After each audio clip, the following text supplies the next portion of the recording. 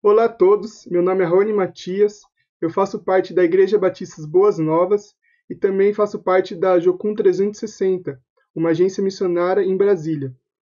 Bem, desde o começo do ano, os jovens da nossa igreja estávamos tendo um seminário do método indutivo da Bíblia, na qual onde a gente começou a ver como podemos observar, interpretar e aplicar a palavra de Deus.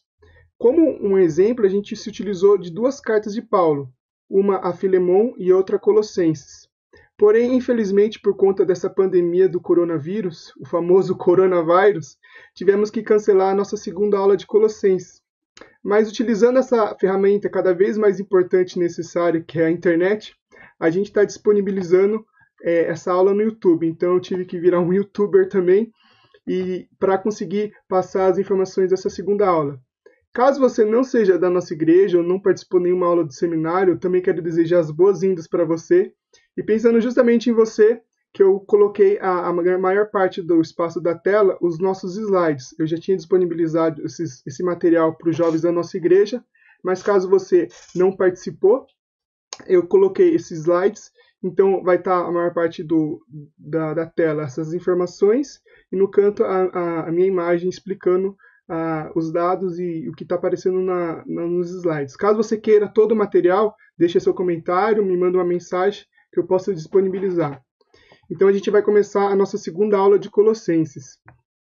Bom, como de costume, lembrando o Telecurso 2000 que tinha a hora da revisão, eu gosto de começar a aula falando um pouco do que eu falei da aula anterior. Então, na aula anterior que nós tivemos, eu falei muito do contexto histórico de Colossenses, tudo que envolve essa carta, que seria basicamente os três pilares, que seria a cidade de Colossos, os habitantes de Colossos e a igreja de Colossos. Então, nós trabalhamos muito o contexto histórico e trazendo informações relevantes para ajudar na interpretação da carta em específico. Então, na aula que aconteceu na última vez, eu trabalhei esses tópicos. Relembrando um pouco eles, eu queria lembrar que a cidade de Colossos era uma cidade muito próspera, era em torno de 130 quilômetros de Éfeso, que era a província da Ásia Menor naquele momento, e ela estava em fronteira com outras duas cidades, Hierápolis e Laodiceia, em torno de 10 a 14 quilômetros. Então, relativamente, era muito próximo Colossos, Hierápolis e Laodiceia. A cidade de Colossos, ela estava localizada no vale do rio Lico, Rio Lico, isso mesmo. E era muito próspera essa terra, então facilitou, digamos assim, o plantio dessas três cidades. E, logicamente, a economia ia muito bem. Porém, ao mesmo tempo que essa terra era muito fértil, ela tinha muitos vulcões. Ela era uma cidade vulcânica. E, infelizmente, essa região sofreu um grande terremoto em torno de 60 depois de Cristo. E essa tempestade, esse terremoto, acabou destruindo as três cidades, Colossos, Laodiceia e Herápolis. Porém, a Laodiceia era uma cidade muito próspera. Por quê? Porque era um centro médico e bancário. Já Herápolis também tinha umas condições, porque era uma cidade de saúde, porque elas tinham fontes termais. Ou seja, Herápolis e Laodiceia, de acordo com seus recursos, tiveram um maior suporte econômico para reconstruir as suas cidades depois da catástrofe. Já a cidade de Colossenses não teve a mesma sorte, e por isso ela ainda assim permaneceu em ruínas e não teve a mesma importância que ela tinha antigamente. Quando Paulo então vai enviar essa carta aos Colossenses, a cidade então era uma cidade que vivia de uma glória passada. Ainda assim, Paulo vê a importância de enviar uma carta para uma cidade que naquele momento já não tinha tanta influência. Os habitantes de Colossos, por ser uma cidade grega, naturalmente tinha muitos gregos, mas também tinha muitos judeus. Eu comentei que tinha uma grande colônia de judeus, cerca de 50 mil judeus naquela época, quando Paulo envia essa carta. Então, basicamente, eram esses dois perfis de habitantes, judeus e gentios. Porém, tem uma característica que é muito importante relembrar. Os judeus habitantes nessa cidade não eram judeus tão ortodoxos, ou seja, eram judeus bem meia-boca. Então, eles foram muito influenciados pela cultura helenista, ou seja, pela filosofia grega. Isso fez com que Colossos, ou toda aquela região, se tornasse um terreno muito fértil para o paganismo sincrético. Então, por eles não serem tão fervorosos, e serem muito abertos à filosofia grega, eles acabaram se tornando um ambiente muito de sincretismo. Isso vai resultar na heresia que a gente vai ver daqui a pouco. A igreja de Colossos, de acordo com a carta de Filemão e a própria carta de Colossenses, a gente vê que foi fundada por Epáfras. Principalmente no capítulo 1, nos versículos 4 e 7, vai falar que ele foi o fundador. E a gente, utilizando a carta de Filemão, a gente lembra que Arquipo era possivelmente o pastor daquela igreja. E a igreja acontecia na casa de Filemão. A carta também de Colossenses nos fornece uma outra informação, que a igreja de Laodiceia, a cidade vizinha de Colossos, acontecia na casa da irmã Ninfa. Então, relembrando que os primeiros séculos, o conceito de igreja é totalmente diferente do que a gente vê hoje. A gente imagina a igreja geralmente a um prédio, a um galpão, a um salão, mas naquele momento, com base no contexto de perseguição, as igrejas, as primeiras comunidades cristãs, se encontravam em casas, geralmente de pessoas com mais bem aquisitivo, com uma casa maior. Então, a igreja de Colossos tinha como pastor Arquipo, possivelmente filho de Filemão, e foi fundada por Epáfras. Basicamente, então, essas são as três tópicos das principais informações de Colossenses. Então, a cidade era uma cidade que vivia de uma glória passada, depois do terremoto nunca mais foi reconstruída, e nunca mais foi próspera a cidade. Ao contrário de Herápolis e Laodiceia, que eram cidades vizinhas, os habitantes eram gentios e judeus, sendo que os judeus eram judeus bem frouxos e captaram muito a cultura helenística. E a igreja foi fundada por Epáfras com a liderança de Arquipo. Então, Paulo vai enviar a carta no contexto dessa situação. Basicamente, isso é o que a gente viu na aula passada. Então, entrando agora na nossa nova aula, que é a segunda aula de Colossenses. Então, a primeira aula eu trabalhei mais o contexto histórico, e a proposta dessa aula é trabalhar mais a interpretação e aplicação de Colossenses até os dias de hoje nas nossas vidas. Eu coloquei aqui, Paulo aos Colossenses, a supremacia de Cristo. Por quê? Porque é quase como um consenso entre os comentaristas bíblicos, entre os teólogos, entre as Bíblias, esse título para esse livro, para essa carta. Então, grande parte dos comentaristas vai se utilizar desse título, a supremacia de Cristo. Por quê? Porque em Colossenses vai mostrar como Jesus é superior a tudo, como Jesus é incomparável, como Jesus é excelente, como Jesus é sublime. Então, ele vai mostrar tanta superioridade de Cristo que Jesus não está em pé de igualdade com nenhum gnóstico, não vai estar em comparação com nada ou em ninguém. Jesus está acima de tudo. E por ele estar acima de tudo, ele é único. Então, Paulo vai frisar muito a figura de Cristo, pensando que os colossenses, os primeiros que receberam a carta, estavam recebendo também muitas heresias. Então, Paulo vai mostrar quem Jesus é para os cristãos de Colossos entenderem a realidade da supremacia de Cristo.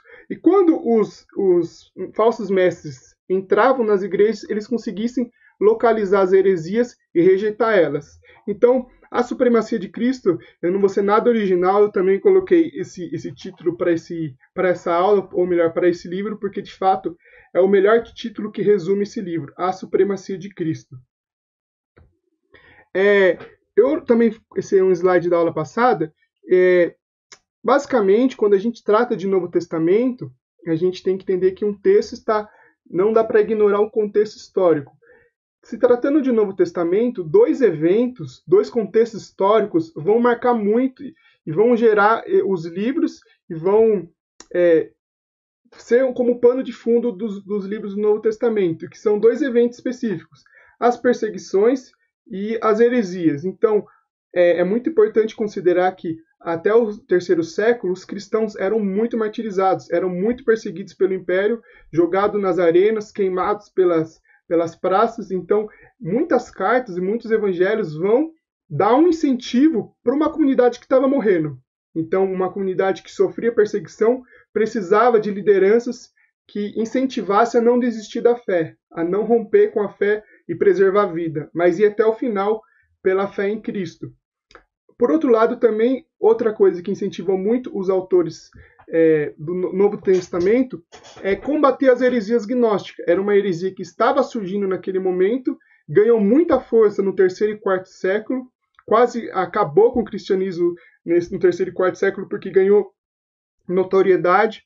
Então, muitos escritores vão localizar essas heresias dentro das comunidades cristãs que ainda estavam nascendo e vão combater esses falsos ensinos. Eram ensinos muito perigosos.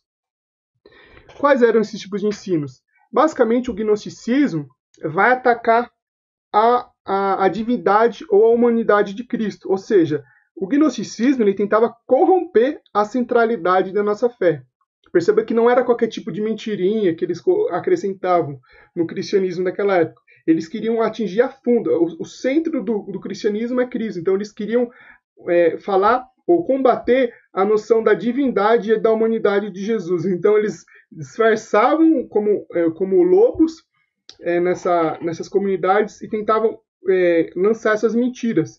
Tanto é que a gente viu na aula de observação de Colossenses que Paulo vai localizar tão forte essa heresia que ele vai citar mais de 50 vezes, direta e indiretamente, Jesus na carta de Colossenses. Ou seja, é muita repetição. Jesus, Jesus, Jesus, Cristo, Cristo. Ele é. Para quê? Para tentar combater essa mentira que dizia que era Jesus ou não era divino ou era humano. Não conseguia conciliar essas duas naturezas numa mesma pessoa. Então, o gnosticismo atacava diretamente a nossa fé. Agora, falando um pouco do gnosticismo, novamente esse slide estava na aula anterior, mas só para retomar, porque tudo gira em torno dessa heresia que Paulo vai combater nessa carta. A gente vê que o gnosticismo, que ele vem da palavra gnose, que significa conhecimento. Basicamente, eles acreditavam em dualismo grego. Eles se baseavam nesse dualismo grego. O que significa o dualismo grego?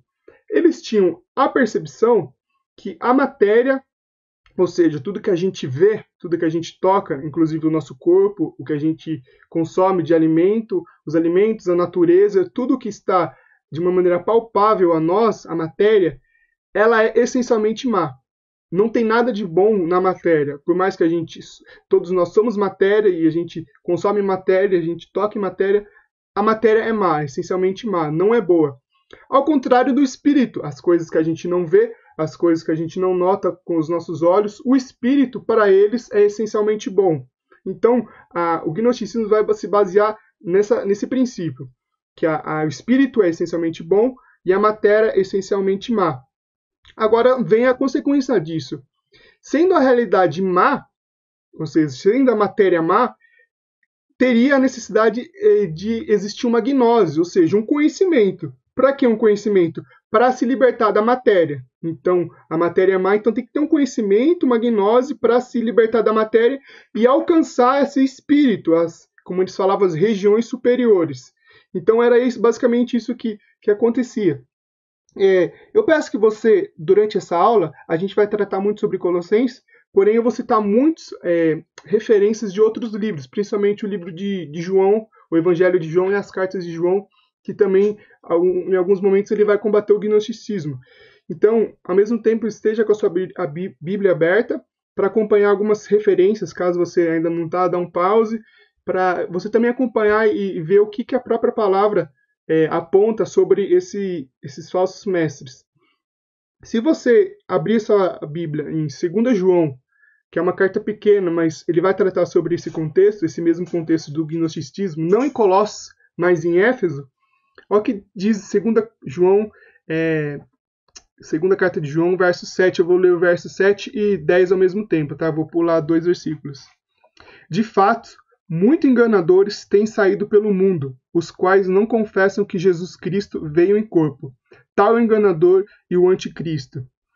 Aí ele vai falando 10. Se alguém chega a vocês e não trouxer este ensino, não recebam nem o saúdam. Ou seja, é tão grave isso que a hospitalidade sempre foi e até hoje é um dom de Deus, uma coisa que as comunidades cristãs precisam exercer, a hospitalidade. Só que João está falando o seguinte, se você perceber que está vindo um falso mestre pregando algo que a gente não pregou, por mais que a hospitalidade é um requisito cristão, podemos dizer assim, não abra a porta para eles. Porque se eles entrarem, eles vão fazer o estrago.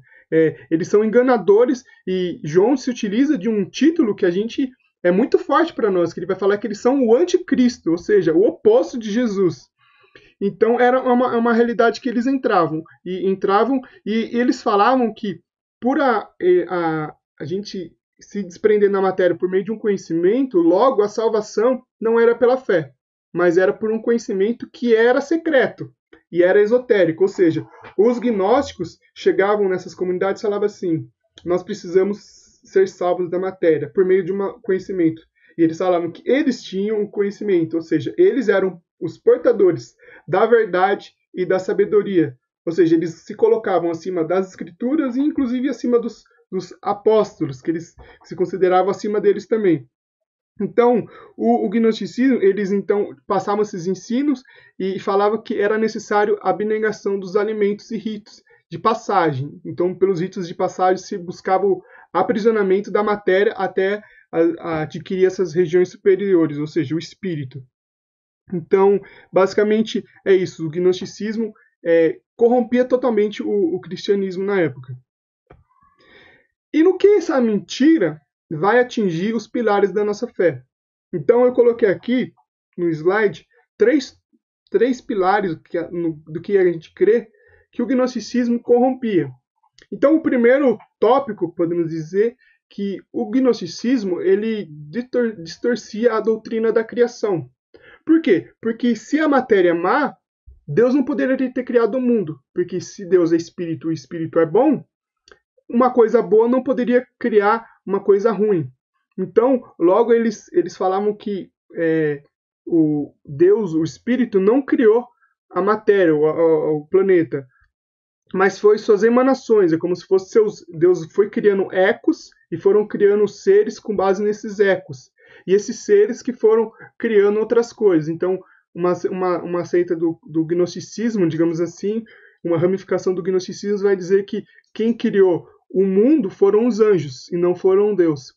Por quê? Porque eles consideravam que a matéria é má. Só que quando a gente considera que a matéria é má, na criação, vai de encontro ao que a gente vê em Gênesis, porque em Gênesis nós vemos que Deus criou a matéria, ou seja, não foi anjos, não foi outro espírito, não foi o Big Bang. Por quê? Porque o caos não cria o cosmos. O cosmos tem um fundador, tem um criador. E depois que Deus vai criando as coisas em Gênesis, ao final de cada criação, ele vai afirmando a criação, ou seja, ele vai dizendo, isso ficou bom, e Deus viu que era bom. Deus deu uma nota, podemos assim dizer, para a sua criação, e segundo a opinião de Deus, era boa, ou seja, a matéria não é uma coisa ruim. Tanto é que quando ele cria o homem, ele afirma isso, e Deus viu que ficou muito bom, ou seja, ele dá destaque à criação dos seres humanos. Um outro tópico seria a doutrina da encarnação de Cristo. Se a matéria é ruim, Jesus não é divino. Jesus, então, não poderia se encarnar de uma maneira boa. E eles também batem de frente com a doutrina da reencarnação, não, da redenção de Cristo. Então, eles não poderiam acreditar que Jesus morreu e ressuscitou. Logo, Jesus não é divino. Esse tópico a gente vai trabalhar mais daqui a pouco. A terceiro tópico é a doutrina da santificação. Porque, então, novamente, se a matéria é má, existem duas maneiras de lidar com a matéria, que seria ou a automutilação ou a promiscuidade. Então, uma corrente do gnosticismo pensava o seguinte: nós precisamos desprender da matéria, que é má. Então, nós temos que mutilar o nosso corpo, fazer longos jejuns, para tentar desvincular nosso espírito da matéria. Já um outro grupo entendia o seguinte: já que a matéria é ruim, vamos cair em promiscuidade. Então, vamos entrar em bebedeira, vamos entrar em moralidade sexual, vamos fazer o que a nossa carne deseja. Isso, entrando no contexto da cultura grega, vai cair muito forte, porque muitos deuses, o panteão dos deuses gregos, eles são adorados justamente com isso, por meio de bebedeiras, por meio de orgias, por meio de promiscuidade. Então, casou o pensamento com a forma de adoração dessa cultura. Uma coisa que eu quero ressaltar é o seguinte: nenhuma mentira fica só no campo dos pensamentos, no campo da racionalidade. Toda mentira ela vai corromper o pensamento, mas ela vai ser reproduzida no comportamento. Então ninguém acredita numa mentira e vive uma verdade. Então, se você você reproduz uma mentira, no fundo você também está pensando uma mentira. Então, o gnosticismo corrompeu a ideia de Deus e da criação e reproduziu isso no comportamento. Novamente, toda mentira vai ser reproduzida no comportamento. Então, a gente viu isso no contexto histórico, que o comportamento deles também começavam a mudar com base nessa heresia. Existe uma pergunta que pode surgir agora. Você pode estar pensando, nossa, mas você está falando muito da cultura grega, você está trazendo muitas referências históricas. Mas não, a gente pode pensar, existe um gnosticismo nos dias de hoje? Será que existe um desdobramento do gnosticismo? Você pode falar, será que é uma heresia que não existe mais? É uma só heresia do passado, só da filosofia grega? Já morreu, não existe mais. Não, mas se a gente for parar para perceber e para analisar de uma maneira mais cuidadosa e observar mais as coisas que a gente vê hoje em dia, a gente vê que, infelizmente, o gnosticismo não morreu. Obviamente, não é igual a daquela época, mas é como se o gnosticismo estivesse se reinventando. A cada século, a cada geração, o gnosticismo ele vai ganhando novas cores, novas roupagens. E existem muitas novas roupagens que, no fundo, são gnosticismo. Mas eu queria destacar especificamente dois desdobramentos do gnosticismo nos nossos dias. Então eu vou tratar de duas formas que, no fundo, são heranças do gnosticismo na nossa realidade ou na nossa experiência de vida. A primeiro desdobramento do gnosticismo a gente vai encontrar dentro das demais religiões. Então, dentro das diversas religiões do mundo, muitos não vão negar a importância de Jesus. Por outro lado, eles não vão dar a Jesus a preeminência ou a supremacia de tudo. Ou seja, eles vão relativizar a verdade, vão relativizar o modo como vem Jesus. Então, está aí na imagem, eu quis colocar essa imagem porque ele coloca no mesmo patamar, de lado a lado, tanto Jesus, então eles tem até uma auréola que coloca Jesus como divino, mas ao mesmo tempo ele coloca Moisés do outro lado, ele põe um Buda, se eu não me engano, ele põe um Deus hindu e os deuses pagãos. Então ele não nega Jesus, mas ele coloca Jesus no mesmo plano das outras divindades, como se fosse todas as mesmas coisas e todos os caminhos de fato direcionassem a Deus. Aqui eu vou dar outros exemplos como essas religiões trabalham com a figura de Jesus. Eu quero abrir um parênteses, porque aqui eu não vou estar fazendo crítica ou querendo ofender pessoas que professam esse tipo de fé. A questão aqui é comparar a visão que eles têm de Jesus. Então, eu não estou fazendo crítica a ninguém, tanto é que eu tenho amigos e conhecidos nessas religiões, porém eu só estou fazendo um paralelo entre a interpretação delas de Jesus e o que a Bíblia afirma que Jesus é.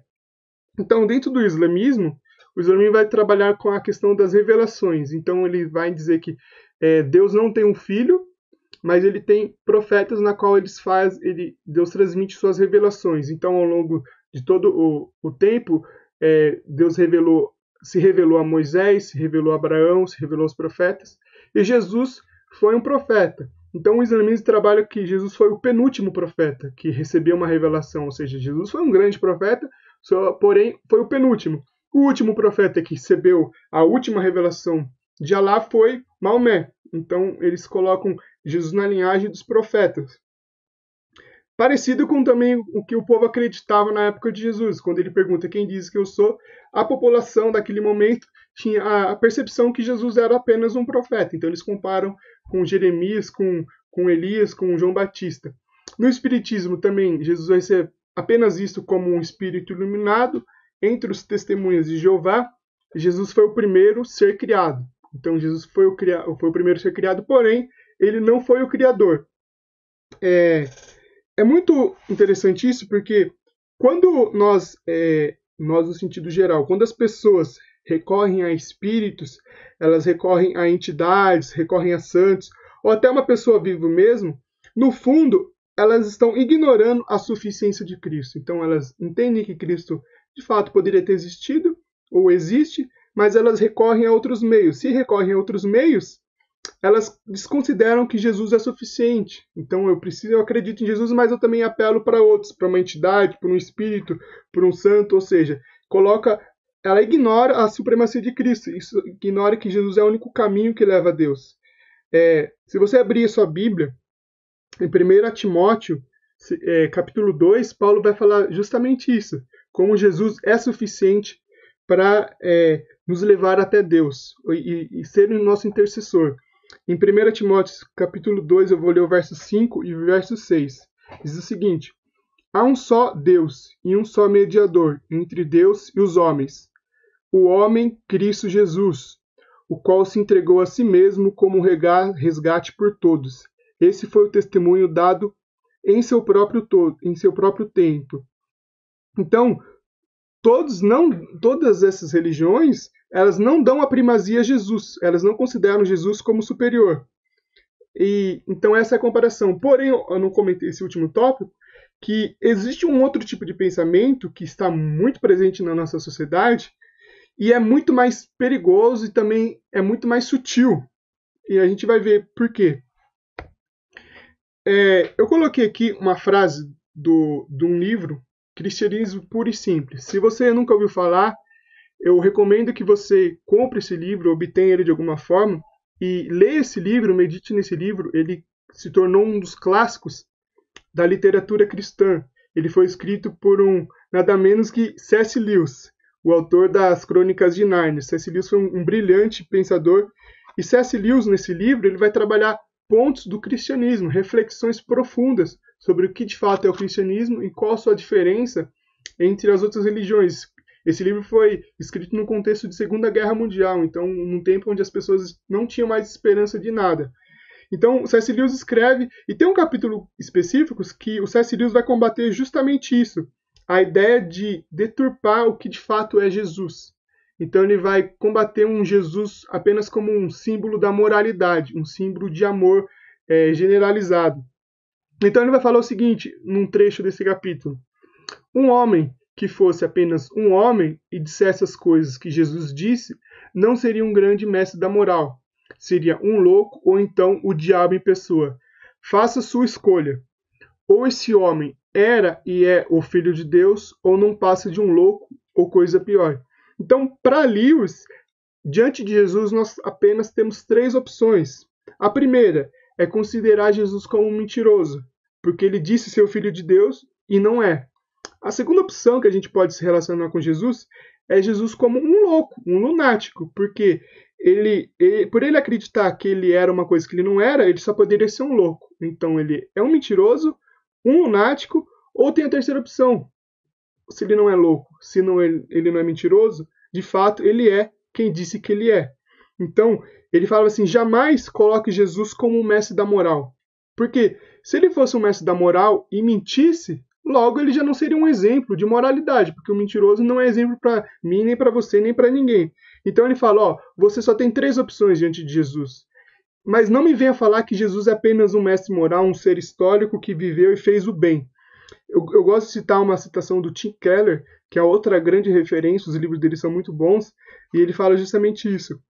Na mesma linha do C.S. Lewis, ele fala uma frase seguinte: Jesus não foi apenas um cara legal, que faz ao bem ao mundo. Você não crucifica caras legais, você crucifica ameaças.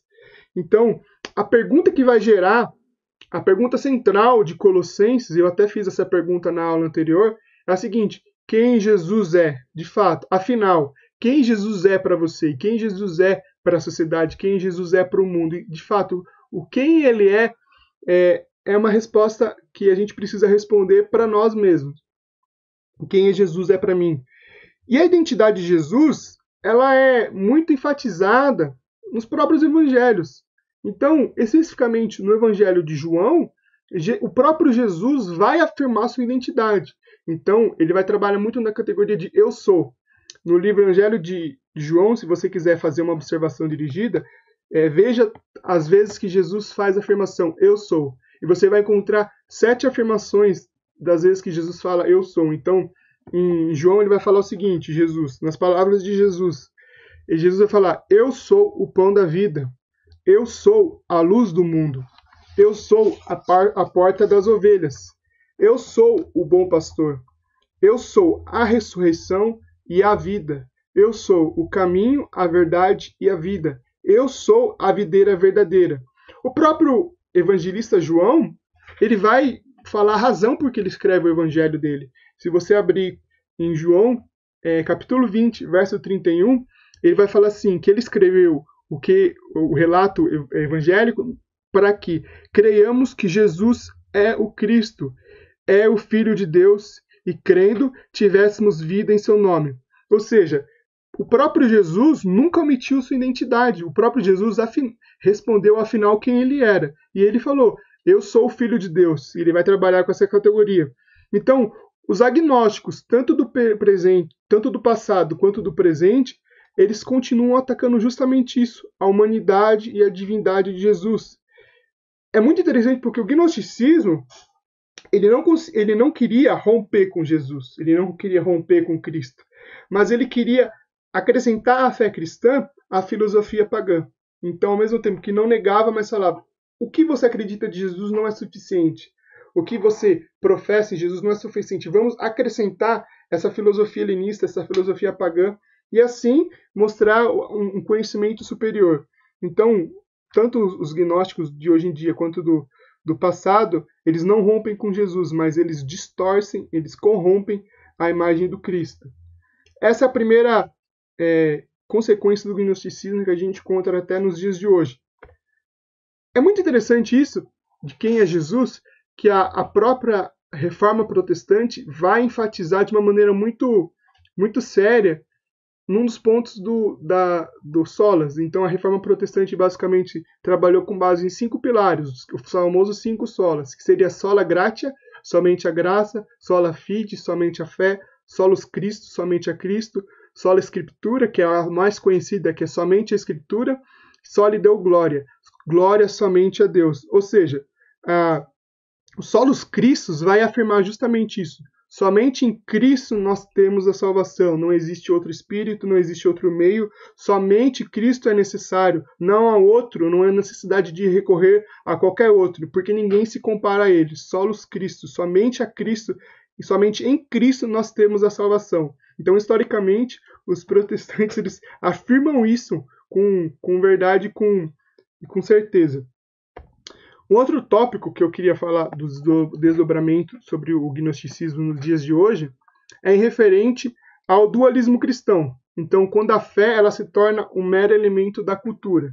Ou seja, aquilo que eu professo, ela só é apenas uma realidade dentro de uma estrutura religiosa. Ou seja, entre aspas, eu só sou crente dentro da igreja, frente aos irmãos, frente à liderança, frente aos demais da minha fé. Quando saio da igreja, da porta para fora, eu já me comprometo, eu já sou um outro tipo de pessoa, já reproduzo outro tipo de cosmovisão. Então, o dualismo cristão trabalha como se as pessoas fossem crentes só no ambiente religioso, como se fosse um mero elemento da cultura. Mas existe uma outra dimensão do dualismo cristão, que seriam a classificação das atividades mais e menos espirituais. Então, muitos cristãos, infelizmente, acreditam ainda que a matéria é má. Porque quando a gente trata na categoria de secular e sagrado, no fundo, a gente está trabalhando com um ranqueamento das coisas espirituais e das coisas menos espirituais. Então, quando a gente fala, eu tenho um trabalho secular, mas eu também tenho uma atividade sagrada, no fundo, nós estamos ranqueando o que é mais espiritual e o que é menos espiritual. Deixa eu dar um exemplo mais concreto. Muitos cristãos, eles acreditam ainda hoje que ser pastor, ser missionário, ser um músico dentro da igreja, ou seja, executar uma atividade dentro do ambiente religioso, referente a coisas mais espirituais, é mais excelente, ou seja, é mais superior, é mais sublime do que realizar coisas menos espirituais. Por exemplo, é mais fácil, então, é mais espiritual ser um pastor ligado às atividades espirituais, religiosas, do que, por exemplo, ser um advogado, ser um médico, ser um professor, ser um carpinteiro, ser um pintor. Ou seja, existe um ranqueamento das coisas mais e menos espirituais. Então, para esse tipo de mentalidade, trabalhar com a religião é mais espiritual do que outras atividades. Porém, isso não é uma questão muito nova. O próprio Paulo vai trabalhar um pouco esse conceito, desconstruir essa ideia de ranqueamento de coisas espirituais e menos espirituais, em Coríntios, 1 Coríntios, especificamente no capítulo 10. Esse capítulo ele vai tratar sobre o consumo de alimento nos tempos pagãos. Então ele vai falar o que pode e o que não pode. E ele vai terminar a conclusão do pensamento dele com o seguinte versículo, 1 Coríntios 10, versículo 31. Quer vocês comam, quer vocês bebam, façam qualquer coisa, outra coisa. Não, vou ler de novo. Quer vocês comam, bebam, façam qualquer outra coisa, façam tudo para a glória de Deus.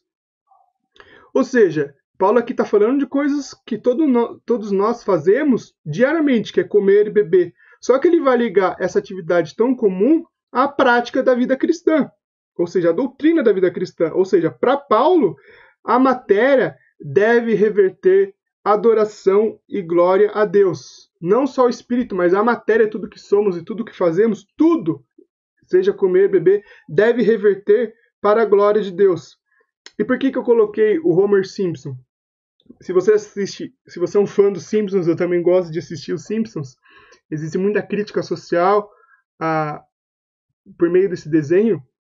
O Homer, em vários episódios, ele está frequentando um culto, ele está presente, então ele aparenta ser até membro de uma igreja protestante lá nos Estados Unidos.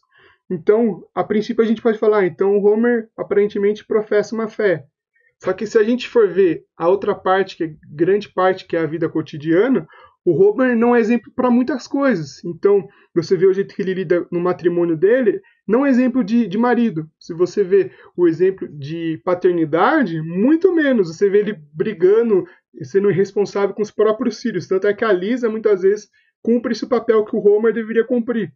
Você vê a forma como ele se alimenta.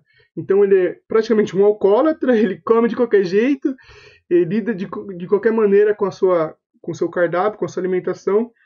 Então, o Homer não é exemplo para muita coisa, mas ele professa uma fé. Então, voltando ao exemplo de Coríntios, é justamente isso que Paulo vai mostrar aqui. Para o cristão, não existe coisas sagradas, secular, coisas materiais ou espiritual. Tudo é espiritual. Ou seja, todas as atividades, tudo então, sendo espiritual, se torna importante. Tudo é revertido para a honra e glória de Deus. Tudo é uma expressão de adoração a Deus. Não só no momento que nós estamos num culto, num grupo de oração, louvando a Deus, fazendo atividades dentro de um círculo religioso. Isso é espiritual ou é importante? Claro, esse é um momento de adoração. Mas quando nós estamos em casa, lavando a louça, quando estamos em casa, limpando os nossos cômodos, quando estamos cuidando da natureza, quando estamos fazendo as coisas que a gente considera mais insignificante ou de menos peso, isso também é uma consequência de adoração a Deus. Isso também é uma expressão de glória a Deus. Então, novamente, a matéria ela deve reverter glória e adoração a Deus. Então, basicamente, esse vai ser os dois desdobramentos do gnosticismo. Existem outros, mas eu quis destacar justamente isso. Dentro das religiões, não considerando Jesus como supremo, e dentro do cotidiano, quando a gente coloca as classificações do que é mais espiritual e menos espiritual. Isso significa que a gente, no fundo, está considerando que a matéria não é tão boa quanto parece. Isso tem origem no gnosticismo. Vou falar um pouco da estrutura do livro. Teve uma aula de interpretação que eu falei o que é uma estrutura. Então, o exemplo de esqueleto, falando que, assim como o esqueleto é a estrutura que dá sustentação a todo o corpo humano, a estrutura de um livro, ela dá sustentação ao conteúdo. Então, falar de estrutura de um livro é falar do DNA do livro, como que o livro se divide.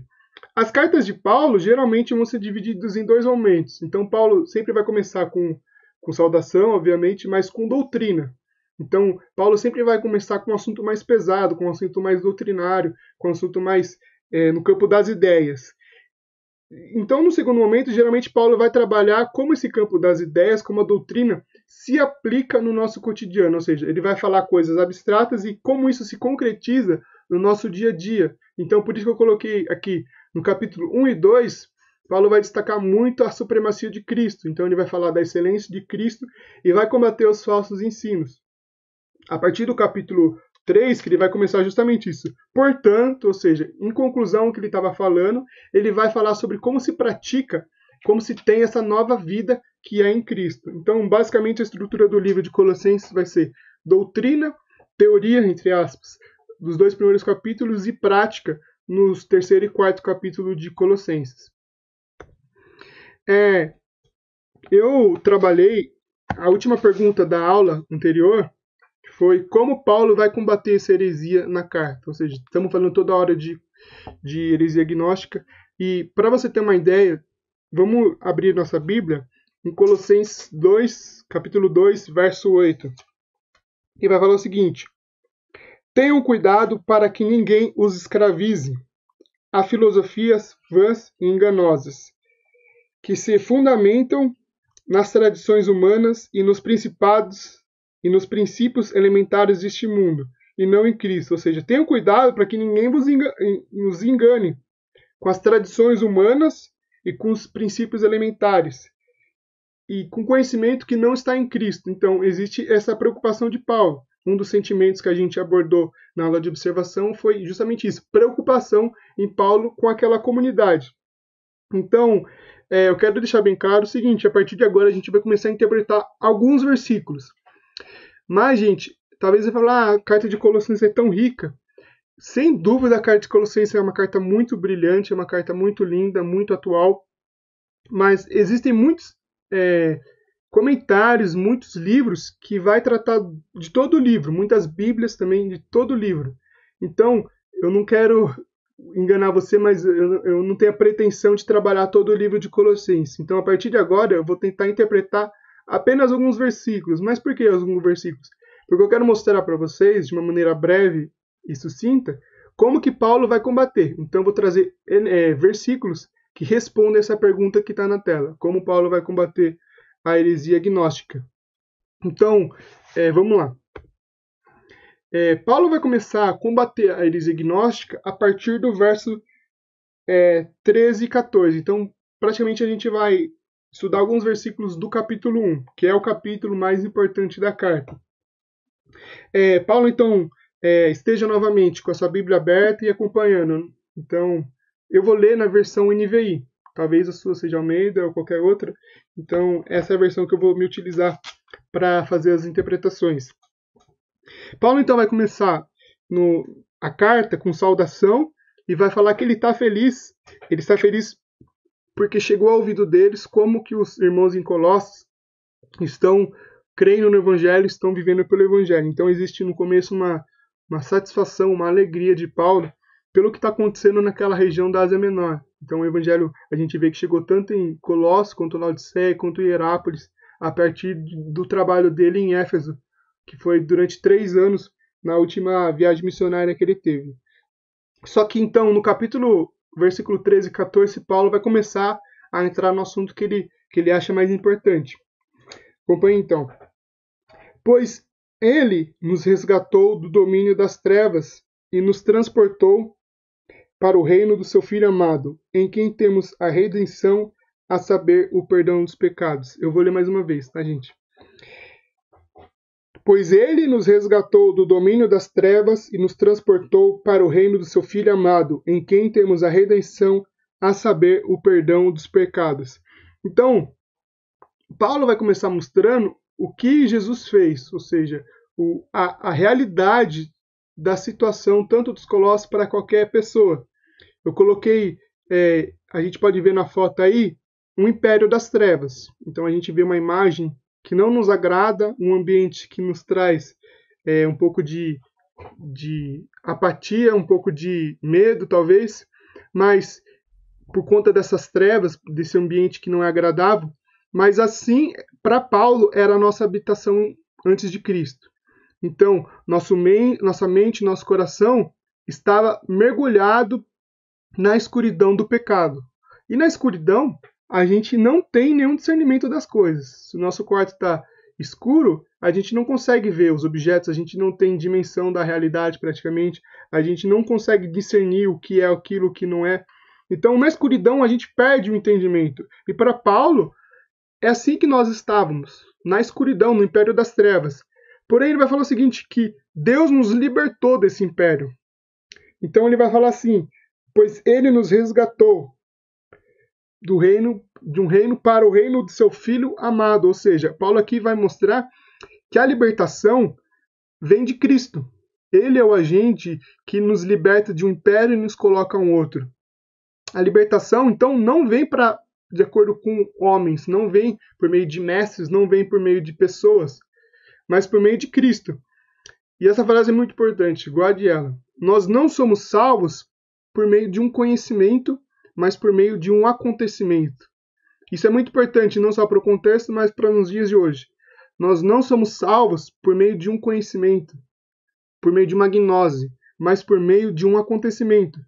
E esse acontecimento, sem dúvida, é Jesus na cruz. Então Paulo combatia essa heresia que quando os gnósticos chegavam nas comunidades, eles se comportavam como superiores porque eles tinham conhecimento.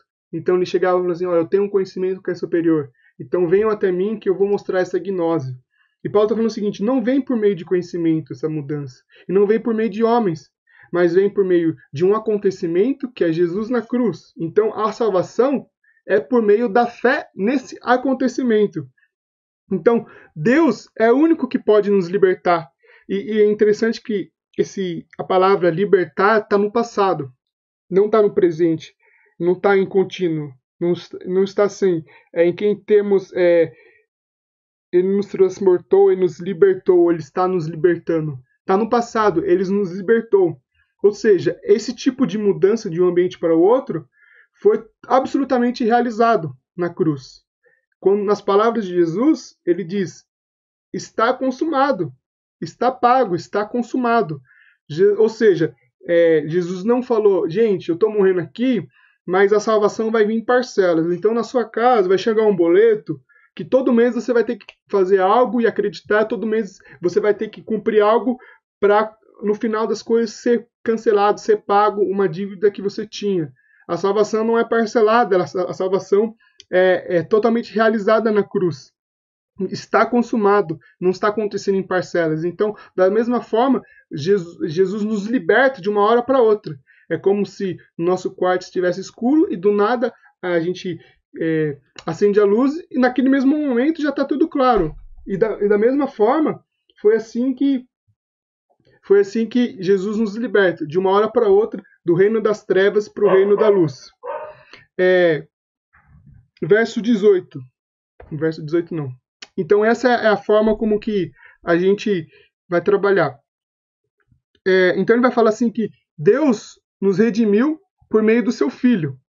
Então Paulo vai falar assim que o perdão, a remissão, a libertação, tudo acontece e gira em torno do Filho. Então Paulo vai trabalhar muito isso. Tudo é por meio do Filho. Então, se agora nós estamos num outro reino, num outro império, agora nós temos um outro dono, agora servimos a um outro Senhor, nós temos que ter uma outra vida e dentro de um outro reino. Então, o fato de nós estarmos em outro reino significa que temos um outro dono, um outro Senhor e, portanto, temos que viver uma nova vida. Então, tudo gira em torno de Cristo. Percebam que Paulo, nesses dois versículos, ele centraliza a figura de Cristo. Fala, Jesus te libertou de um reino para o outro. Então você serve a esse reino debaixo desse novo senhorio. Então, como ele já localizou os colossenses e a nós na obra redentora de Jesus, agora em seguida, nesses versículos em diante, Paulo vai falar quem é esse Jesus. Então, existe um cara que te resgatou desse lugar para esse. E esse resgate foi instantâneo e foi consumado. Então eu vou falar quem que é ele, quem que Jesus é. Por isso que ele vai trabalhar agora. Ele é. Para os colossos e para todos nós, temos a consciência de quem Jesus é. De quem é a identidade, como se revela esse agente que nos resgatou das trevas para a luz. Então, agora Paulo vai falar quem ele é. Vocês têm que ter noção de quem é esse cara que te resgatou. Então a gente vai trabalhar agora os principais versículos de Colossenses, que é um cântico que seria a supremacia de Cristo, que é do capítulo 1, do 15 ao 20. Então, é muito comum esse trecho ser considerado uma doxologia. O que é uma doxologia? É uma palavra composta por duas outras palavras gregas, que seria doxo, que significa glória, e logia, palavra. Então, a doxologia é uma expressão que se dá por meio de poesia, ou seja, é uma poesia e também é musical. Existe quase um consenso que a doxologia, naquele momento, era utilizada como hinos da igreja primitiva. Então, os primeiros cristãos utilizavam esses trechos não só para ler, mas para cantar essas passagens. Tanto é que eu não sei se na Bíblia de vocês, mas em muitas Bíblias, inclusive na minha, essa parte do 15 ao 20 está feito de uma maneira poética. Então, aqui tem o texto e esses versículos estão numa estrutura diferente, para destacar que é um poema. Eu quero abrir um parêntese que essa doxologia de 1 Coríntios, que é uma das muito marcantes no Novo Testamento, ela foi cantada por um grupo que chama Projeto Sola. Então tem um grupo musical brasileiro, chama Projeto Sola, não sei se você conhece, mas eles cantaram uma música chamada Colossenses 1, que é justamente, eles estão cantando quase literal esses versos. Então aqui fica uma sugestão, a hashtag fica a dica, para você ouvir essa música, Colossenses 1. Quero até mandar um abraço para minha amiga Sâmia, lá de Florianópolis, ela gosta muito do Projeto Sola, e sem dúvida é uma das músicas preferidas delas. Aliás, tem uma outra música, eu acho que está em espanhol. Eu não sei se tem tradução em português, eu não sei se é americana essa música, mas eu conheço essa música em espanhol, que diz Jesus es el centro. E também é uma música que canta exatamente esses versículos. Então coloca aí Jesus é o centro em espanhol e aprecie, que é uma música muito bonita também, que ele vai cantar essa doxologia de Paulo. A gente pode ver outras doxologias em outros dois casos. Por exemplo, em Filipenses 2, 5, 11, que é muito conhecida essa doxologia, e também em Romanos 11, do 33 ao 36. E essa doxologia de Paulo em Romanos é muito interessante, porque se você pega Romanos 11, o capítulo todo é um capítulo muito complexo, é um capítulo muito doutrinário, assim como todas as cartas de Paulo. E o que ele fala no capítulo 11? Ele vai começar a falar dos remanescentes de Israel. Então ele vai falar que os israelitas estão sendo salvos e que foi enxertado nessa videira um outro ramo. Então Paulo vai fazer uma alusão aos gentios que também entraram, digamos assim, nessa comunidade, nessa família de Deus. Então ele está falando coisas muito complexas, muito doutrinárias. E do nada ele coloca uma doxologia. Então ele está falando assim dos ramos de Israel, vai falar dos enxertos, que são gentios, e do nada ele começa. Ó profundidade da riqueza, tanto da sabedoria quanto do conhecimento de Deus. Quão insondáveis são os seus juízos. Então ele vai terminar, a ele seja glória para sempre. E a gente tem a sensação, talvez que, parece então que Paulo é bipolar, porque ele tem dificuldade de concentração, déficit de atenção, porque ele está falando de uma coisa, do nada ele começa a colocar uma poesia para um assunto que era profundo. Mas não. Sabe o que a gente aprende com isso? Quando Paulo coloca uma doutrina junto com uma doxologia, significa uma verdade que é eterna. Que não tem como, é impossível nós falarmos de Jesus sem começar a exaltar ele. Então eu imagino que naquele momento Paulo está escrevendo e ele está vendo toda a grandeza da revelação que ele está tendo, e ele eu acho que ele joga até a pena na mesa e fala assim, ó a profundidade das riquezas. Ele começa a adorar a Deus com base na revelação. Então, não tem como a gente falar de Jesus, da obra redentora de Jesus, sem exaltá-lo com emoção. Porque o evangelho, gente, ele deve gerar em nós emoção, ele deve gerar em nós uma genuína adoração, porque é muito lindo, é muito grandioso. Então, Paulo, a todo momento, ele mostrava a grandeza de Deus no Evangelho e ele não tinha vergonha de se emocionar e escrever isso num poema. Então, essa doxologia de Colossenses 1, voltando para o texto da carta que a gente está estudando, é como se Paulo fosse a fundo falando o que Jesus é e falando a sua superioridade. Então, por exemplo, não quando a gente vai querer fazer isso, mas quando é necessário cortar uma árvore, imagina uma árvore grande, a gente não vai, quero cortar ela, então vou começar pelos galhos. Talvez você até repare uns galhos para facilitar, mas se você quiser cortar uma árvore de uma maneira eficiente, você não vai na parte de cima, mas você vai na raiz. Então você coloca o machado na raiz, uma expressão até que Jesus usa, o machado na raiz, e destrói ela de uma maneira eficiente. Então aqui Paulo é como se a heresia gnóstica fosse uma árvore, e Paulo nesse momento pega o machado e vai na raiz dessa heresia para cortar essa heresia no meio deles. E o que essa heresia falava? Que Jesus não é humano nem divino. Ou seja, principalmente não é divino.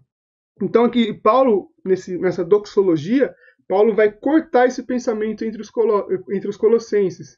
Ou seja, Paulo aqui vai debater de uma maneira elegante, por meio de um poema, e que se tornou uma canção, e a gente vai acompanhando então verso por verso. É muita riqueza em cada palavra, sinceramente eu não vou conseguir dar conta de todos os detalhes dessa doxologia, mas eu vou levantar os principais pontos dessa doxologia. Então acompanhe comigo aí a partir do versículo 15. Colossenses 1,15 diz assim: Ele é a imagem do Deus invisível, o primogênito sobre toda a criação. Ele é a imagem do Deus invisível, o primogênito sobre toda a criação. É muito interessante que durante todo o Antigo Testamento, todo o Antigo Testamento, os israelitas, eles tinham esse anseio por ver Deus, por criar, por ter uma revelação, uma compreensão maior. Então, ao mesmo tempo que, naturalmente, eles tinham esse anseio, o próprio Deus condenou a utilização de imagens que o representassem. Então, ele até vai falar que nenhuma obra humana vai conseguir representar toda a sua glória e majestade. Se você acompanhar comigo em Êxodo 20, capítulo 20, versos 4 e 5, fala o seguinte: Não farás para ti nenhum ídolo, nenhuma imagem de qualquer coisa do céu, na terra ou nas águas debaixo da terra. Não te prostrará diante deles, nem lhe prestará culto, porque eu, o Senhor, o teu Deus, sou um Deus zeloso. Ou seja, Deus proíbe a utilização de imagens que representasse ele. Só que essa lei gerou muita dificuldade em Israel. Então, se a gente pega todo o Antigo Testamento, a gente vê uma dificuldade de Israel em cumprir esse mandamento. A todo momento eles estão criando objetos para tentar representar, a começar pelo bezerro de ouro. E os demais, todas as vezes, eles construíram altares para Baal e a outros deuses para tentar representar, queriam algo visível de Deus. Tanto é que a idolatria foi o motivo pelo qual Deus mandou a destruição tanto para Israel quanto para Judá. Foi o motivo que gerou, porque na Deuteronômio Deus vai formar uma aliança com o povo de bênçãos e maldição. E a maldição também era resultado da idolatria, por conta dessas imagens. Então, ao mesmo tempo que Israel não conseguiu cumprir isso, mostra que Israel tinha uma frustração com a imagem de Deus, porque eles queriam algo visível, algo palpável. Então é como se ao longo de toda essa história Israel quisesse algo visível, e no Novo Testamento essa expectativa é realizada. Então, nos evangelhos é apresentada uma imagem que corresponde inteiramente a Deus. E essa imagem é Jesus. Então, Jesus vai falar: quem me vê a mim, vê ao Pai. Vocês não queriam ver o Pai no Antigo Testamento? Vocês não ficaram fazendo mais, querendo ver essa glória? Então, quem vê a mim, vê ao Pai. Ou seja, seus desejos foram realizados. Ele vai falar: eu e o Pai somos um. Existe uma expressão no capítulo 1, verso 3 de Hebreus, que é uma expressão muito linda, que vai falar de Jesus, que Jesus é a expressão exata do ser de Deus. Ou seja, é a expressão de Deus. E em Cristo, tanto o Deus invisível se tornou visível e palpável. Se a gente abrir a nossa Bíblia, em 1 João, o apóstolo João vai começar a sua carta dessa maneira. 1 João, capítulo 1, verso 1 e 2. O que era desde o princípio, o que ouvimos, o que vimos com os nossos próprios olhos, o que contemplamos e as nossas mãos apalparam. Isso proclamamos a respeito da palavra da vida. A vida se manifestou, nós a vimos e dela testemunhamos, e proclamamos a vida a vocês, a vida eterna, que estava com o Pai e nos foi manifestada. Ou seja, João está falando, o que a gente viu, a gente apalpou ele, a gente andou com ele, a gente comeu com ele, a gente caminhou com ele. Ele foi, o Deus invisível se encarnou e a gente viu a glória dele, a gente foi participante e comungou com um Deus que era invisível se tornou visível e palpável. Eu gosto muito dessa frase do maçom, esse teólogo, gente, não é que ele é maçom, mas o nome dele é maçom. Desculpa, gente, a piada ruim. Precisa ser falada essa piada. Ele vai falar o seguinte: Jesus é a projeção de Deus na tela da nossa humanidade. É a encarnação do divino no mundo dos homens. É uma frase muito linda que expressa justamente isso, como um Deus invisível tornou-se visível. Então, e ele fala que ele é o primogênito de toda a criação. Então, significa que Jesus é o soberano da criação, ele é o herdeiro e o governante de tudo. Dando sequência a isso, no verso 16, verso 16 vai falar o seguinte: pois nele foram criadas todas as coisas, no céu e na terra, as invisíveis e as invisíveis, sejam tronos ou soberanias, poderes ou autoridades, todas as coisas foram criadas por ele e para ele. Eu vou ler isso porque é muito lindo, gente. Pois nele foram criadas todas as coisas, nos céus e na terra, as invisíveis e as invisíveis, sejam tronos, soberanias, poderes ou autoridades, todas as coisas foram criadas por ele e para ele.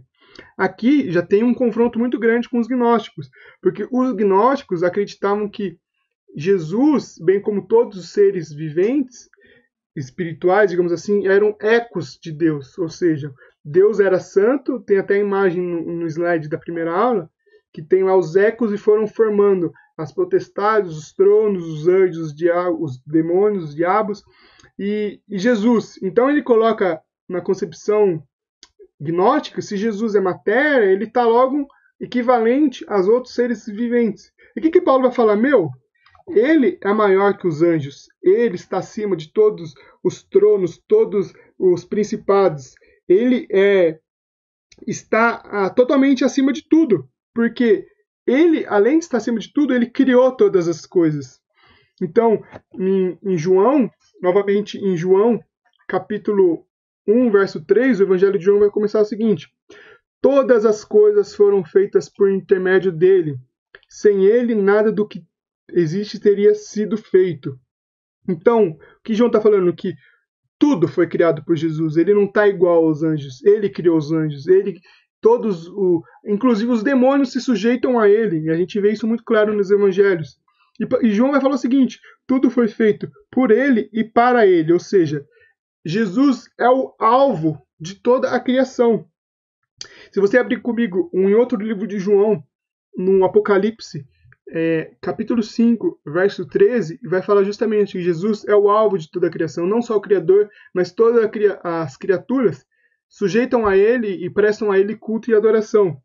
Em Apocalipse 5, 13 fala o seguinte: depois ouvi todas as criaturas, qual criaturas? Do céu, na terra e debaixo da terra, e no mar, e tudo que nelas há, ou seja, todas as criações se juntaram e diziam uma só coisa. Que coisa diziam? Aquele que está sentado no trono e ao Cordeiro sejam o louvor, a honra, a glória e o poder para todo sempre. Ou seja, todo o universo tem uma grande finalidade. E todo o universo está sujeito a Jesus e presta culto a ele, porque o universo tem a finalidade de render a Jesus todo louvor e toda glória. Então eu e você, nós temos uma grande finalidade na nossa vida, que é render a Jesus todo louvor e toda a glória. Vamos para o seguinte verso, que é Colossenses 1,17. Ele é antes de todas as coisas e nele subsiste. Mais uma vez. Ele é antes de todas as coisas e nele tudo subsiste. Então, Paulo vai falar que ele foi antes de tudo e ele continua reinando sobre todas as coisas. É muito interessante, se a gente pega na mitologia grega, existia um conceito dentro do panteão grego, da história da mitologia, que se um deus, um semideus, chegasse à terra dos humanos, esse semideus estava lá por conta de uma punição. Então ele não veio de bom grado, ele veio como uma punição por algo que ele havia cometido. Se a gente pega, por exemplo, os 12 trabalhos de Hércules, é para quê? Para reconquistar sua divindade. Então ele estava lá com uma punição e teria que fazer algo para reconquistar a divindade. Porém, Jesus não veio, então eles tinham essa ideia de um Deus que veio para o submundo dos humanos. Então Paulo desconstrói isso, ele fala, Jesus não veio com uma punição. Ele não veio por punição, mas por amor. Só que quando ele veio, ele nunca deixou a sua divindade para trás. Ele nunca deixou de ser Deus. Ele é eternamente o mesmo. Ele sempre foi e sempre será o alfa, o ômega. Ele é imutável. E ele sustenta tudo. Nele tudo subsiste. Eu coloquei a foto aí na tela de um filme, que, se eu não me engano, saiu ano passado. Eu fui assistir esse filme no cinema, junto com meu amigo Johannes. Quero mandar um abraço para o meu amigo Johannes, grande profeta de Deus lá de Minas Gerais. E aí a gente foi assistir filme. Esse filme é muito bom. Eu vou contar um pouco da história. Vai ter spoiler nesse comentário. E basicamente você está vendo um cara andando nas ruas com um violão nas costas. E essa é uma música dos Beatles. Então já fala do que se trata esse filme. É uma homenagem aos Beatles de uma maneira bem diferente do comum. Esse cara aí chamado Jack é o personagem principal da história. Ele é um músico frustrado porque as músicas dele não fizeram sucesso. Então ele está querendo desistir da carreira musical. E quando ele desiste da carreira musical, justamente nessa noite, acontece um pane no mundo todo. Então o mundo todo durante, se não me engano, alguns segundos, 10, 12 segundos, entra em pane. Todas as energias do mundo acabam, todo mundo fica na escuridão. E nesse momento ele sofre um acidente. Um ônibus atropela ele. Quando o mundo volta, depois dos segundos, ele percebe que tem algo diferente. Então, ele está numa reunião de amigos, ele vai cantar uma música, ele canta Yesterday, que é uma música dos Beatles, e as pessoas não reconhecem como os Beatles. E ele vai para casa e ele procura no Google os Beatles e não aparece nada. Então ele descobre que nesse pane, a humanidade não reconhece mais os Beatles. Então ele se vê diante de um dilema. Ou ele vai cantar as músicas deles, ou não vai. Só que o que ele percebe? Ele se utiliza das músicas dos Beatles e coloca em sua... como se fosse dele. Então, ele começa a cantar as músicas dos Beatles e naturalmente as pessoas começam a gostar. E, obviamente, ele começa a fazer muito sucesso, a fazer muito show, e ele fica nesse impasse. Eu falo para eles ou não que essa música não é minha, mas ninguém conhecia os Beatles, então ele segue. Até que chega um momento que ele conhece outras duas pessoas que também não perderam essa memória dessa banda. E ele fica com medo dessas pessoas, digamos assim, caguetarem para geral, que na verdade ele está fazendo plágio. Mas quando ele se encontra com essas duas pessoas, um homem e uma mulher, se não me engano são até idosos, a mulher em específico agradece muito ele. E ela fala uma frase que me marcou muito, que eu até anotei aqui. Ela fala o seguinte, ela chega para ele e fala o seguinte, o mundo sem os Beatles é um mundo definitivamente pior. Um mundo sem os Beatles é um mundo definitivamente pior. É aquela frase, eu lembro que eu assisti no cinema e me impactou muito, porque ela me gerou uma reflexão e uma pergunta. O que é essencial? O que é fundamental para a existência do mundo? Porque, segundo ela, o mundo sem os Beatles já não é a mesma coisa. E o que é essencial para a existência do mundo? O que é fundamental? Ou seja, o que não pode faltar para nós de uma maneira coletiva e de uma maneira até mesmo individual? E a reflexão que eu faço é o seguinte: o mundo, naquele caso da realidade do filme, ele não deixou de existir sem os Beatles ou qualquer outra coisa, porque durante o filme vai mostrar que o mundo também se esqueceu do Harry Potter, da série do Harry Potter, o livro e o filme, e também não tinha mais Coca-Cola, que é, se for ver, o refrigerante mais consumido no mundo. Então tirou 3 elementos da cultura popular, mundial, e o mundo continua existindo. E essa é a questão. O mundo continua existindo, pois não é os Beatles, não é a Coca-Cola, não é elemento cultural, não é qualquer pessoa que sustenta o mundo. Essas coisas não sustentam absolutamente ninguém em nada.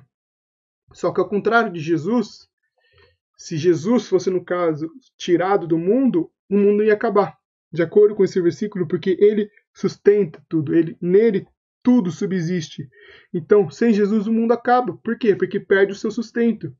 Sem Jesus, não ia ter o nosso respirar. Por quê? Porque ele é que dá sentido a tudo. Sem Jesus, nós não teríamos vida, porque ele é a nossa esperança. Tudo gira em torno dele. Ele que sustenta, ele é a razão de tudo. Até coloquei uma frase no John Piper, aí na tela, que fala o seguinte, nessa mesma linha de pensamento. Se Cristo for tirado do seu coração, nem o universo inteiro poderá preencher o vazio criado. Se Cristo for tirado do seu coração, nem o universo inteiro poderia preencher o vazio criado. Então é nisso, nele tudo subsiste. Ele que é o sustentador da minha vida e da sua vida. Verso 18. Agora Paulo vai falar a posição de Cristo, não só no mundo, mas em específico na igreja. Ele, verso 18, ele é o cabeça do corpo, que é a igreja. É o princípio e o primogênito dentre os mortos, para quem tudo tenha a supremacia. Ele é a cabeça do corpo, que é a igreja, é o princípio e o primogênito dentre os mortos, para quem tudo tenha a supremacia. Então Paulo vai falar a posição de Cristo na igreja, não só na época de Colossenses, da carta aos Colossenses, mas ao longo de toda a igreja, ao longo de toda a história da comunidade cristã, da família da fé. Então ele vai falar, Cristo é o cabeça da igreja, isto é, Cristo é que governa a igreja. Porque se Cristo não é o cabeça da igreja, a igreja está morta. Porque Cristo é a fonte de vida da igreja. E Jesus, como Paulo vai falar, Jesus não é um produto da igreja. Não foram os evangélicos que criaram Jesus, não foram os católicos, não foram os ortodoxos. Jesus não é fruto de uma imaginação humana que criou uma imagem de um super-herói que virou conhecido como no mundo todo, e esse é Jesus. Jesus não é um produto da igreja. Mas antes disso, Jesus é que fundou a igreja. Então, Jesus que deu vida à igreja, e portanto, essa igreja, quando eu digo igreja, pessoas, não estrutura, ela que deve servir a ele, e não o contrário. E significa que nenhuma liderança ocupa esse cargo de cabeça da igreja. Por que acontecia? Novamente, voltando ao contexto do gnosticismo dos primeiros séculos. Esses falsos mestres entravam nessas comunidades se considerando portadores de um novo conhecimento, de uma verdade acima, uma verdade superior. Se eles eram portadores de uma verdade e de um conhecimento superior aos demais, logo eles eram superiores aos demais, ou seja, eles entravam numa posição superior. O que Paulo está falando? Não é ser humano, não é muito menos esses gnósticos que são a liderança da igreja, que governam a igreja. Cristo, lembre-se que Jesus é o cabeça, é aquele que governa. Infelizmente, esse ponto ainda é muito presente também nos nossos líderes das nossas igrejas. Quantas vezes homens fundam igrejas, fundam denominações, e pela cegueira do poder, eles acabam corrompendo toda a ideia e se considerando donos da congregação. A igreja do pastor, tal, a igreja do apóstolo, como a igreja fosse propriedade dele. Então, Paulo está falando justamente isso. O cabeça da igreja jamais vai ser qualquer pessoa. Nunca foi e nunca será um pastor, nunca foi e nunca será um papa, nunca foi um profeta, não foi qualquer ser humano, mas é Jesus o cabeça da igreja. E ele tem a supremacia nisso também. E a igreja está edificada sobre Cristo. A igreja se sustenta nele porque ele é a fonte dela. E a segunda parte fala o seguinte, ele é o princípio e o primogênito dentre os mortos. Ou seja, está falando que a ressurreição é o poder da qual a igreja vive. Então, Jesus é o vencedor da morte. E por Jesus ter morrido e ressuscitado, ele venceu todo e qualquer inimigo. E tudo, absolutamente tudo, está debaixo do governo dele e nada pode sujeitá-lo. É interessante que esse novamente é um rompimento com até a realidade nossa, porque muitos cristãos, ao longo de toda a história, e até inclusive hoje, morrem por essa revelação. Ninguém morre, nenhum cristão morre na Ásia, na África, na janela 1040, acreditando que Jesus é um mestre moral apenas, acreditando que Jesus foi um cara que fez o bem e é exemplo de bondade. Mas os cristãos morrem por acreditarem que ele tem a supremacia. Por não abrir mão dessa verdade, eles estão dispostos até a perder a sua própria vida, ou seja, até no último limite, para não abrir mão dessa verdade. Então, Paulo aqui vai colocar, ele é o cabeça da igreja, não é qualquer ser humano, ninguém tem a competência de assumir o governo da igreja. Porque Jesus que fundou a igreja e a ressurreição é o poder pela qual a igreja vive e acredita. Verso 19 e 20.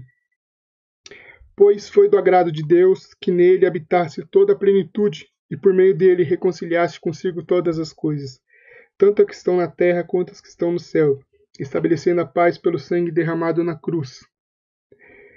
Pois foi do agrado de Deus que nele habitasse toda a plenitude, e por meio dele reconciliasse consigo todas as coisas, tanto as que estão na terra quanto as que estão no céu, estabelecendo a paz pelo seu sangue derramado na cruz. Os gnósticos queriam justamente isso, a plenitude. Eles queriam a plenitude do Espírito, só que Paulo vai falar, toda a plenitude de Deus está habitada em Jesus, ou seja, todos os atributos de Deus todos os atributos divinos de Deus estão habitados em Jesus. E essa habitação da plenitude de Deus não é temporária, ou seja, não é numa época que Jesus recebeu todos os atributos, mas ela é para sempre, ela permanece para sempre. E em Colossenses 2:9, Paulo vai falar justamente isso, dessa plenitude. Capítulo 2, verso 9, fala o seguinte: portanto, nele, ou seja, em Jesus, habita corporalmente toda a plenitude da divindade. Então, ele vai falar que em Jesus existe uma reconciliação. E o que é uma reconciliação? Reconciliação é colocar algo de volta à sua devida ordem. Então, existe uma ordem e, de repente, essa ordem é distorcida e entra em colapso, entra em caos. E o que a reconciliação faz? Ela pega e traz novamente a ordem comum, a ordem inicial. Ela traz o caos novamente à ordem. E Paulo vai fazer justamente isso, mostrar que no pecado, na queda de Adão e de Eva, e juntamente com toda a humanidade, existiu uma ordem de comunhão com Deus, existiu uma ordem de relacionamento íntimo. E por causa do pecado entrou em colapso essa ordem. Precisava do quê? De uma reconciliação. Só que essa reconciliação não foi o homem que propôs isso. No próprio jardim, Adão e Eva se escondem e não vão atrás de Deus. É o próprio Senhor, é o próprio Deus que vai atrás de Adão e Eva. Ou seja, ele já começa a buscar a reconciliação. Então essa reconciliação não parte do homem, mas parte de Deus. E o próprio Deus, então, toma a iniciativa de reconciliar consigo mesmo. E essa reconciliação da antiga ordem é obtida e acontece por meio da cruz. Ou seja, o sangue de Cristo é a fonte que reconcilia Deus o Deus e o homem consigo, Deus consigo mesmo. Então, eu gostei muito dessa frase. O fato de Cristo ter vindo do céu à terra mostra que ele é o único que pode nos levar da terra ao céu, ou seja, só Jesus pode nos reconciliar com Deus. E essa reconciliação se dá por meio da cruz e do seu sangue. Gente, é isso. A pergunta, então, que eu comecei a interpretação é como Paulo vai combater essa heresia gnóstica. Então, Paulo vai combater todas essas mentiras e consequências das mentiras gnósticas por meio de uma doxologia, por meio de um poema que expressa quem Jesus é. Então, Paulo vai mostrar a relação de Jesus com a divindade, ou seja, ele é a imagem do Deus invisível, em quem habita toda a plenitude e divindade. Paulo vai mostrar a relação de Jesus com a criação. Ele é o criador e sustentador de todas as coisas, visíveis e invisíveis. Paulo vai mostrar a relação de Jesus com a salvação. Ele é o único redentor, ele é o agente da reconciliação por meio do seu sangue. Paulo vai mostrar a relação de Jesus com a igreja, isto é, ele é o cabeça da igreja, dono e sustentador, o protetor, o governador da igreja. Então Paulo vai destrinchar cada obra de Jesus e cada coisa que ele significa, colocando novamente, você percebe que a supremacia de Cristo é muito enfatizada sobre toda a criação, sobre toda a obra, sobre toda a humanidade. Então perceba que ele exalta tanto a Cristo que os gnósticos não tinham nem contra-argumento. Eles iam entender essa revelação de Jesus, do que ele é, que eles iam olhar para os falsos mestres e falar, isso não é mais necessário, isso não está equivalente à revelação de quem de fato Jesus é. Uma questão que gera em torno desse livro é os gnósticos não conseguiam entender, ou até muitas pessoas hoje não conseguem entender essa natureza de Cristo, sendo ao mesmo tempo Deus e ao mesmo tempo homem. Como que duas naturezas podem habitar numa mesma pessoa.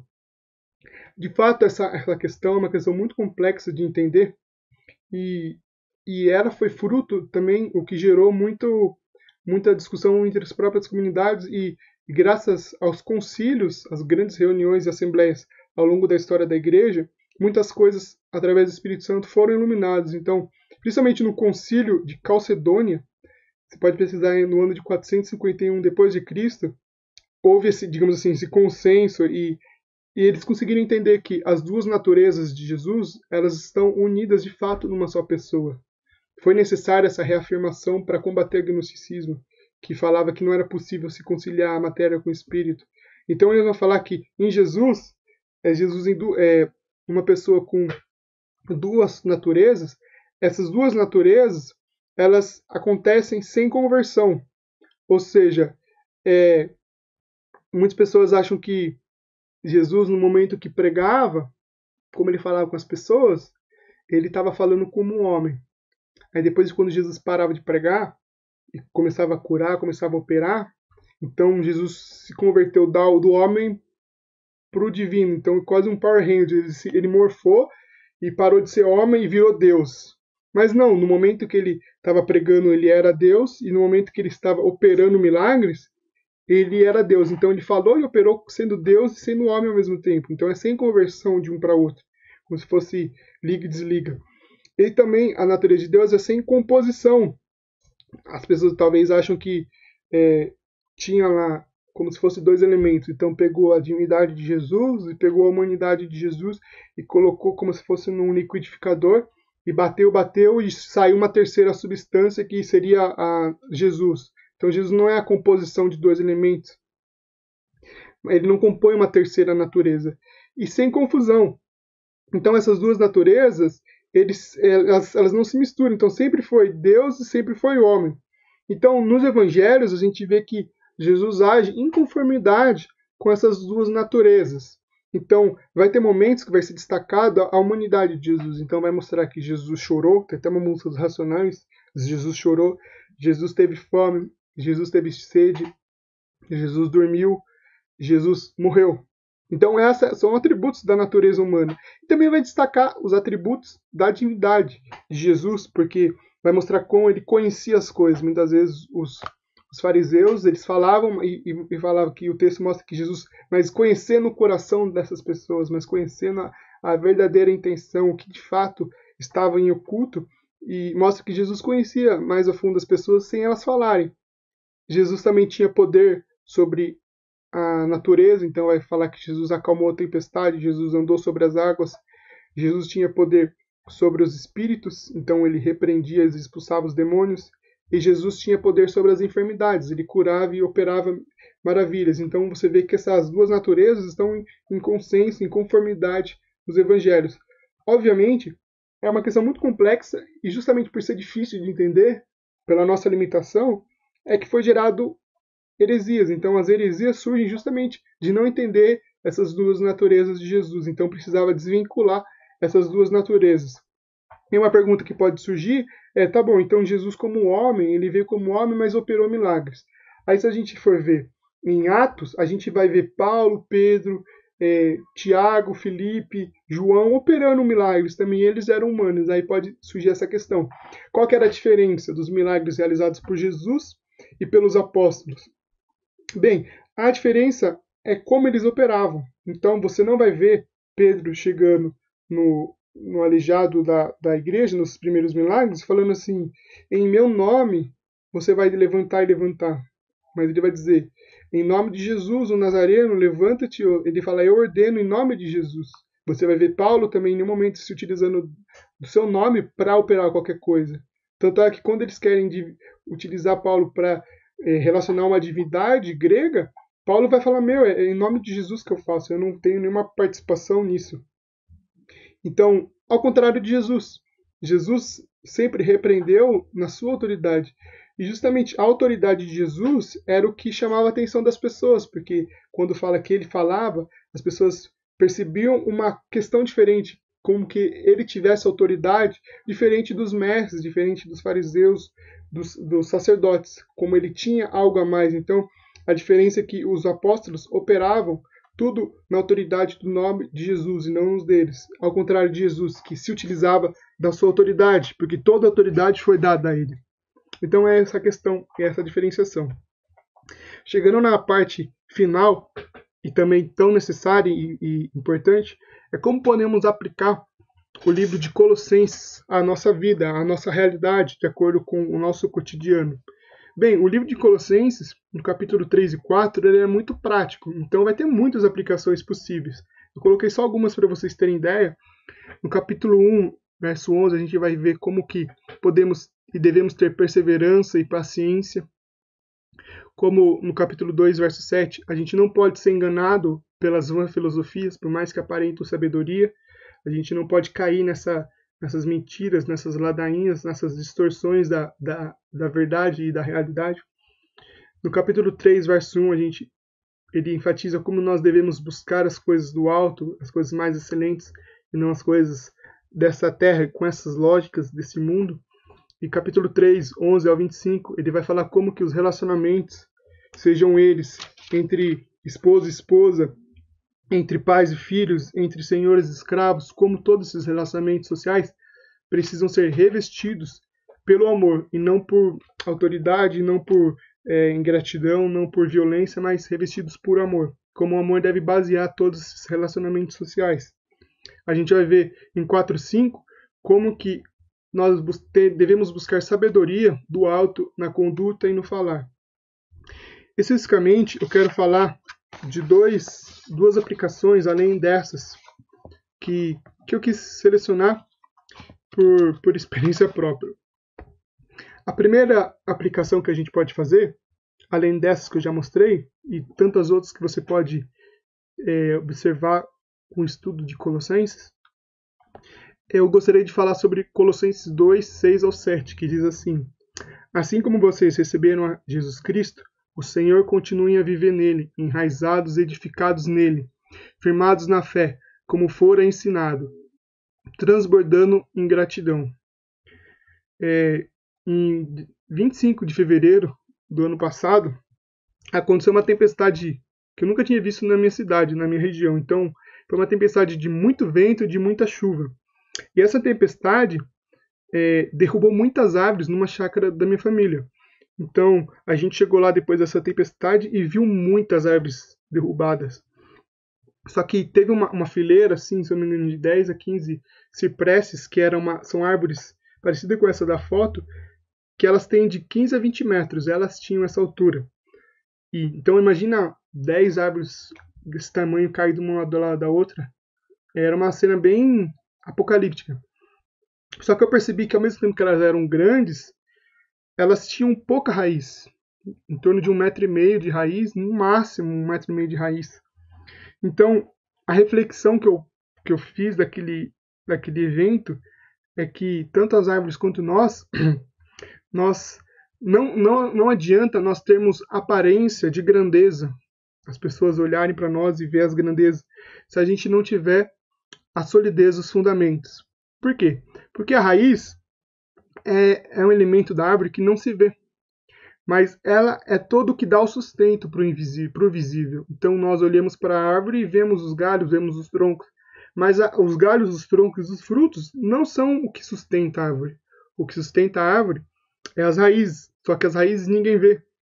Então, por mais que eu possa querer dar destaque às coisas que as pessoas veem em mim, o que importa mesmo é o que não se vê. E o que não se vê acontece em secreto com o nosso Pai.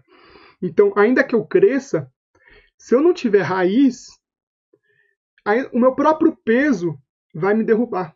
Então eu posso fazer sucesso entre as pessoas, ter uma posição de notoriedade. Eu posso receber elogios, eu posso receber like, eu posso receber aplausos, eu posso receber homenagens. Mas se eu não tiver raiz para sustentar tudo isso, essas próprias coisas vão me derrubar. Essa própria grandeza aparente vai servir para minha destruição. Então, como esse versículo fala, nós devemos estar enraizados, nós devemos estar edificados. E essa raiz deve alcançar Ele, porque Ele que é o sustento e Ele que firma nossos passos na fé para sofrer e suportar todos os ventos e todas as tribulações que naturalmente vêm e virão até o final das nossas vidas. Uma outra aplicação que eu faço é sobre o trono, que a todo momento ele vai falar sobre trono, sobre principado, sobre a supremacia de Jesus. E ele vai falar que Jesus está acima de qualquer trono, qualquer principado, qualquer trono, qualquer poder e autoridade. E eu falei isso a princípio no âmbito mais global. Mas é necessário perceber que no nosso trono, assim como na imagem, no nosso coração, também existe um trono.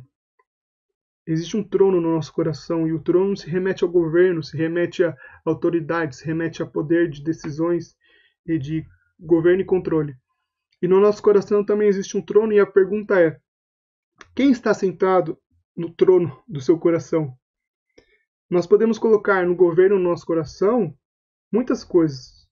Podem estar sentados nesse trono, podem estar sentados sonhos que podem ser legítimos, mas sonhos, por mais que legítimos podem ser, não devem ocupar esse lugar. Muitas vezes pessoas são fissuradas por sonhos e esses sonhos acabam se tornando ídolos. Tantas idolatrias podem estar nesse trono do nosso coração. Já dizia Lutero que o nosso coração é uma fábrica de ídolos. E podem ter colocado os pecados que podem estar governando nossa vida. Podem ter colocado nesse trono dinheiro, podem ter colocado tantas outras coisas e até mesmo pessoas. Pessoas podem estar no trono do nosso coração. Pessoas que governam nossas intenções, governam nossos pensamentos e a gente vive para ela. Então, podemos também não dar a prioridade, a supremacia a Cristo, porque em Colossenses fala que Ele tem a supremacia, mas na nossa vida também podemos minimizar o governo de Jesus e não dar a Ele a supremacia, não colocar Ele como o número 1 da nossa vida. Basicamente, essas são as duas aplicações, e eu termino essa aula com um versículo que para mim é um dos mais bonitos, depois da doxologia, que é capítulo 2, verso 3, que diz assim: nele estão escondidos todos os tesouros, tanto da sabedoria e tanto do conhecimento. Nele estão escondidos todos os tesouros da sabedoria e do conhecimento. Sabedoria, conhecimento, verdade, essas coisas sempre foram objetos de desejo do ser humano. Em busca de sabedoria, em busca de conhecimento, em busca da verdade, o ser humano faz loucuras, o ser humano recorre a filosofias, recorre a ideologias, recorre ao pensamento humano, recorre às religiões, em busca de sabedoria, conhecimento e em busca de verdade. Só que em Colossenses é afirmado que a sabedoria ela não está no cosmos, a sabedoria não está no ar, a sabedoria não está na astrologia, a sabedoria não está na religião, a sabedoria inclusive não está na própria natureza. Não é na natureza que a gente tira a sabedoria, a gente pode observar coisas na natureza e tirar como um ensinamento, mas a sabedoria não está no cosmos, a sabedoria não está nas filosofias, nem na natureza, mas a sabedoria está em um lugar, está no Cristo ressuscitado. É no Cristo que foi morto e está ressuscitado, assim como na imagem que Cristo está segurando a mão do ser humano, reconciliando por meio do seu sangue na cruz. É neste lugar, na cruz, que a gente encontra toda a sabedoria. É nesse lugar que a gente encontra toda a verdade, que a gente tem acesso a todo o conhecimento de Deus, que vai ser loucura para o ser humano, que vai ser loucura para todas as pessoas que não entendem, que ainda estão nas trevas, que ainda estão no império de Satanás. Então, é em Cristo que nós temos acesso a esses tesouros, tanto da sabedoria quanto do conhecimento, que possamos buscar nele toda essa revelação de Deus para nossas vidas. Quero terminar aqui agradecendo pela sua atenção. Eu sei que foi uma aula um pouco teórica. Eu não pude fazer tantas piadinhas que eu faço nas aulas, porque talvez outras pessoas não assistirem, né? Mas obrigado, foi um desafio para mim falar olhando para a câmera e não tendo reações. Espero que você conseguiu entender um pouco sobre o livro de Colossenses, que eu possa ter abençoado você de alguma maneira. Não vou falar perguntas porque eu estou olhando para a câmera e não sei se tem perguntas. Então, se tiver perguntas, me manda mensagem, deixa um comentário. Então, como eu virei um youtuber, eu não posso deixar de fazer as frases principais do youtuber, que é deixe seu like, escreva nos comentários e ative o sininho para receber as notificações. Então é isso, gente. Que Deus possa te abençoar e te trazer essas revelações das riquezas do conhecimento que estão em Cristo. Que Jesus tenha a supremacia na sua vida e nesse país. Amém? Deus abençoe, gente. Até a próxima.